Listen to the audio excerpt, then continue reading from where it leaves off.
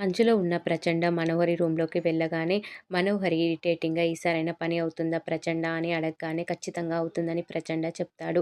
ఆ మాటలకు చాంబ కల్పించుకొని "ఈరోజు అవ్వకపోతే మన మంత్రవాదుల పరువు మంట కలిసిపోతుంది ప్రచండ" అని అంటే, మనోహరి కోపంగా "మీ పరువు అటుంచండి, నా ప్రాణం పోయేలా ఉంది. చూడు ప్రచండ, నువ్వు ఏం చేస్తావో నాకు తెలియదు.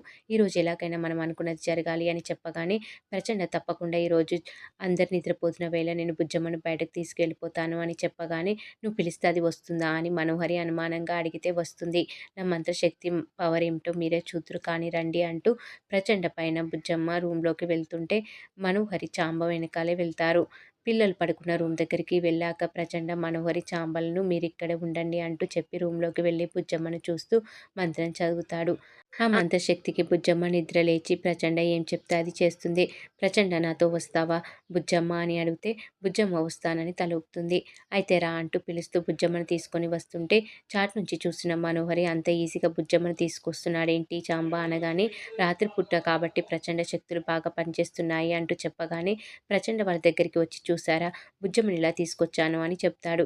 "సరే అలాగే బయటకు తీసుకెళ్ళిపో, పని పూర్తి చెయ్యి చాంబ, మనం వెళ్దాం పద" అంటూ రూమ్‌లోకి వెళ్ళిపోతుంది మనోహరి.